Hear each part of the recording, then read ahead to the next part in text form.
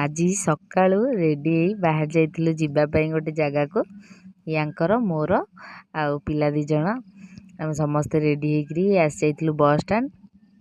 Bus ଷ୍ଟାଣ୍ଡରେ ପହଞ୍ଚିଲା ପରେ ସେଠିକି ଆସି ଯାଇଥିଲେ ମୋ ସାନ ଭାଇ ଆଉ ସାନ ଭଉଣୀ।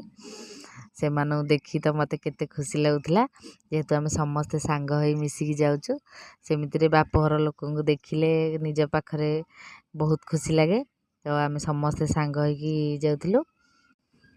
ଜାଗାରେ ପହଞ୍ଚିବା ପରେ ବସ୍ରୁ ଓହ୍ଲଉ ହିଁ ଭୋକ ଜୋରରେ ଲାଗିଥିଲା, କାହିଁକିନା ଯେହେତୁ ମୋର ବସ୍ରେ ବାନ୍ତି ହୁଏ। ମୁଁ ଘରୁ କିଛି ବି ଖାଇକି ଆସିନଥିଲି। ତ ସାନ ଭାଇ କହିଲା ଯେ ସମସ୍ତେ ଦହିବରା ଖାଇଦେବା ତାପରେ ଯିବା।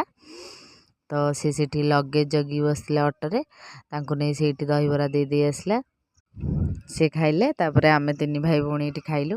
ମୋ ପୁଅ ତ ଖାଇପାରୁନଥାଏ, ଖାଲି ଚାମଚଟା ପୁରେଇକି ହଲଉଥାଏ। ଆଉ ମୋ ଝିଅ ତ ଦହିବରା ସେତେ ଭଲ ପାଏନି ଖାଇବାକୁ। ତ ଆମେ ସମସ୍ତେ ମିଶି ଖାଇ ଦେଇଥିଲୁ, ପେଟେ ଲେଖା ଦହିବରା ଖାଇ ଦହି ପାଣି ପିଇ ଦେଇଥିଲୁ। ତାପରେ ବାହାରିଥିଲୁ ଯିବା ପାଇଁ ସେ ଜାଗାକୁ। ତ ମୁଁ କେଉଁ ଜାଗାକୁ ଯାଉଛି ଆଉ ସମସ୍ତେ କାହିଁକି ଏକାଠି ହେଇଛୁ ଆଉ କ'ଣ ସବୁ ସେଠି ହେଲା, ମୁଁ ନିଶ୍ଚୟ ଆପଣମାନଙ୍କୁ ନେକ୍ସଟ ଭିଡ଼ିଓରେ ଜଣାଇବି।